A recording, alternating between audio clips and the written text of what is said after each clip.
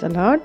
ప్రభువైన యేసుక్రీస్తు నామములో మీ అందరికీ వందనములు తెలియజేస్తూ ప్రతి ఉదయం దేవునితోనే ఈ ఆధ్యాత్మిక కార్యక్రమానికి మిమ్మల్ని అందరినీ ఆహ్వానిస్తున్నాను.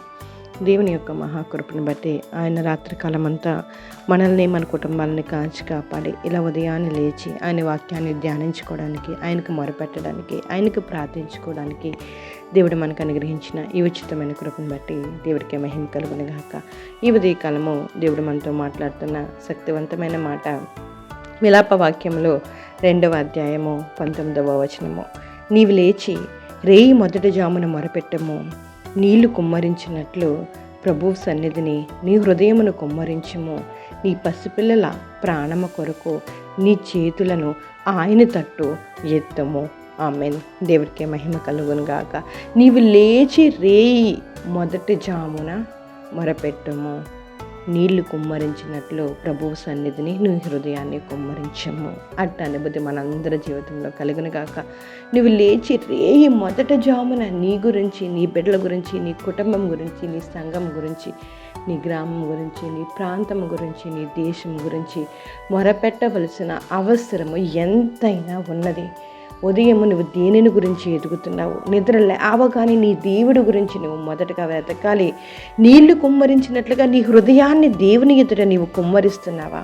నీ పసిపిల్లల ప్రాణము కొరకు నీ చేతులు ఆయన తట్టు ఎత్తుచున్నావా? ఎత్తకపోతే ఇదిగో దేవుడు నీతోనే మాట్లాడుతున్నారు. నీవు లేచి మొదటి జామున మొరపెట్టు, దేవుడికి మొరపెట్టు. నీ ప్రతి అవసరము నిమిత్తము మొరపెట్టు. నీ బిడ్డల భవిష్యత్తు గురించి మొరపెట్టు. నీ హృదయాన్ని ఆయన ఎదుట కుమ్మరించము. ఎలా కుమ్మరించాలనుకుంటున్నావు? నీళ్లు కుమ్మరించినట్లు ప్రభు సన్నిధిని నీ హృదయాన్ని నీవు కుమ్మరించు.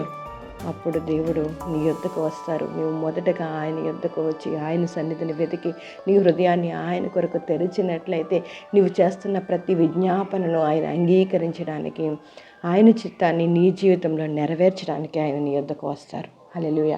ఎవడైనను స్వక్రియలను విశేషముగా తన ఇంటి వారిని సంరక్షింపకపోయిన ఎడల వాడు విశ్వాస త్యాగము చేసిన వాడే అవిశ్వాస కన్నా చెడ్డవాడై ఉండనని 1 తిమోతి 5వ అధ్యాయం 8వ వచనంలో మాట్లాడుతున్నారు. నీవు నీ కుటుంబం గురించి నీవు ప్రార్థన చేయాలి. నీ ఇంటి వారి గురించి నీవు ప్రార్థన చేయాలి. నువ్వు అలా చేయకపోతే అవిశ్వాస కన్నా చెడ్డవాడితో నీవు సమానమని దేవుని వాక్యం ఇక్కడ మాట్లాడుతుంది. నీ గురించి ప్రార్థన చేస్తున్నావా? నీ కుటుంబం గురించి ప్రార్థన చేస్తున్నావా? నీ ఇంట్లో ఎవరికైతే ఇంకా రక్షణ లేదో వారి రక్షణ నిమిత్తం నువ్వు ప్రార్థన చేస్తున్నావా? ప్రార్థన చేయకపోతే ఇదిగో దేవుడు మాట్లాడుతున్నారు. ఇప్పటి నుండైనా కనీసం నీ ఇంటి వారి గురించి నీవు ప్రార్థన చేయి. వారి రక్షణ గురించి ప్రార్థన చేయి. వారి బాగోగుల గురించి నీవు ప్రార్థన చేయి. వారి ఆరోగ్యం గురించి నీవు ప్రార్థన చేయి. ప్రార్థన మాత్రమే ఆయుధం. ప్రార్థన మాత్రమే ప్రతి పరిస్థితిని మారుస్తుంది. ఎలాంటి పరిస్థితి అయినా కానీ ఆ పరిస్థితి చక్కబెట్టుకోవాలంటే కేవలము ప్రార్థన ద్వారానే సాధ్యమవుతుందండి. అబ్రహం లింకన్ గారి కుమారుడు అనారోగ్యంతో హాస్పిటల్లో చేర్పించబడ్డాడు. అది విన్న అబ్రహం లింకన్ గారు ఒకనాటి అమెరికా ప్రెసిడెంట్ గారైన తన బిడ్డను చూడడానికి హాస్పిటల్కి వెళ్తారు.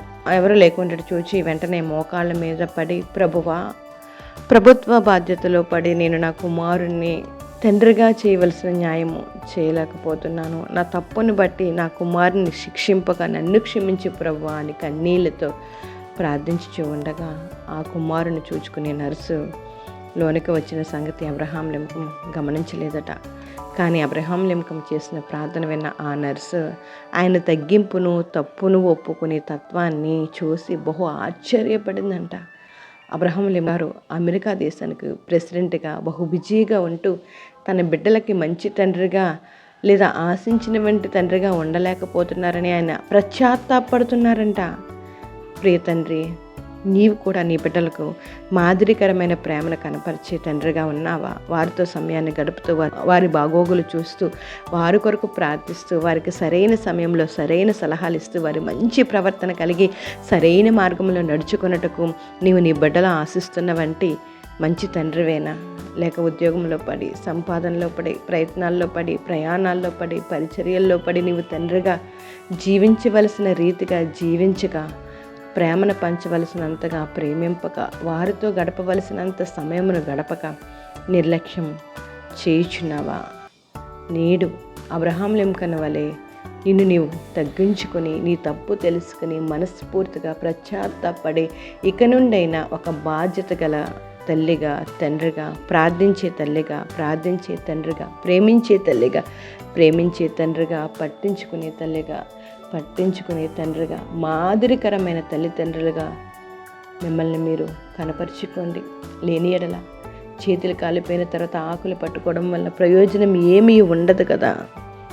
దేవుని సెలవిస్తున్నారు, మీరు శోధనలో పడకుండా ఉండినట్లు మెలకువగా ఉండి ప్రార్థించండి. నా కొరకు కాదు కానీ మీ బిడ్డల కొరకు కన్నీరు వీడ్చండి, ప్రార్థించండి అని మన గురించి, మన కుటుంబం గురించి ప్రార్థిద్దాం. దేవుడు మనకు, మన బిడ్డలకు మరి తప్పకుండా కాపుదలు అనుగ్రహిస్తారు. ప్రార్థించాలి. ప్రార్థిస్తేనే దేవుడు కార్యం జరిగిస్తారు. అడుగుడు ఇయ్యబడిన, తట్టడి తీయబడను, వెతుకుడు దొరుకును. నువ్వు వెతుకు దేవుని కొరకు, దేవుడు తప్పకుండా నీకు ఫలాన్ని అనుగ్రహిస్తారు. నీ హృదయాన్ని దేవుని కొరకు కుమ్మరించు, ప్రార్థించు, కన్నీరు విరిచు, కుటుంబం గురించి ప్రార్థించు, బిడ్డలకు కుటుంబ ప్రార్థన నేర్పించు. తప్పకుండా ఒక అద్భుతమైన రీతిలో, ఆశీర్వాదకరమైన రీతిలో నిన్ను, నీ కుటుంబాన్ని దేవుడు ఉంచిపోతున్నారు. ఆమెన్. ప్రార్థన చేసుకుందాం.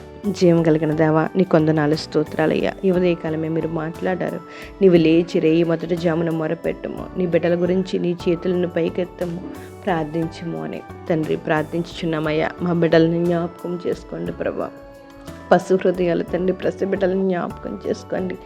ఏ చిన్న బిడ్డనైనా ఎటువంటి తండ్రి మీ కొందనాలు స్తోత్రాలయ్యా. అపాయకరమైన పరిస్థితుల్లో నేను వారు వెళ్ళకుండా వారికి మీ కంచి వేయండి, మీ దేవదూతలకు కావలి ఉంచండి అయ్యా. ఎవరి బిడ్డలను జ్ఞాపకం చేసుకోండి ప్రభు, వారి చుట్టూ మీ కంచి వేయండి తండ్రి. మీ మనసును వారికి నేను అనుగ్రహించండి అయ్యా. మిమ్మల్ని పోలి జీవించే కృప ప్రతి బిడ్డలకి అనుగ్రహించండి. ప్రతి తల్లిదండ్రులు బాధ్యత కలిగిన బిడ్డల గురించి ప్రార్థించినట్లు మీరు సహాయం చేయండి అయ్యా. ప్రతి కుటుంబాల్లో కుటుంబ ప్రార్థన ఉండినట్లు మీరు సహాయం చేయండి. ఈ సమయంలో ప్రార్థన ఏకీభవిస్తున్న ప్రతి ఒక్కరిని జ్ఞాపకం చేసుకుని వారి ప్రార్థనను అంగీకరించండి. వారి కుటుంబాల్లో కుటుంబ ప్రార్థన ఉంచండి అయ్యా. వారి బిడ్డలు నేను క్షేమంగా ఉంచండి ప్రభు. మీకు స్తోత్రాలు చెల్లించుకుంటున్నాం. బలహీనలను బలపరచండి, స్వస్థపరచండి అయ్యా. సమాధానం లేని కుటుంబాలను జ్ఞాపకం చేసుకోండి. ఎగ్జామ్స్కి ప్రిపేర్ అవుతున్న వారిని జ్ఞాపకం చేసుకోండి. విదేశాల్లో ఉన్న బిడ్డలను జ్ఞాపకం చేసుకోండి. విదేశాల్లో జీతాలు రాక ఇబ్బంది పడుతున్న వారిని జ్ఞాపకం చేసుకోండి. విదేశీ ప్రయాణాలను జ్ఞాపకం చేసుకోండి. మీకు వందనాలు స్తోత్రములు చెల్లించుకుంటున్నామయ్యా. వ్యవసాయదారులను జ్ఞాపకం చేసుకోండి. ఉద్యోగస్తుల్ని, చేతి పని వారిని జ్ఞాపకం చేసుకోండి.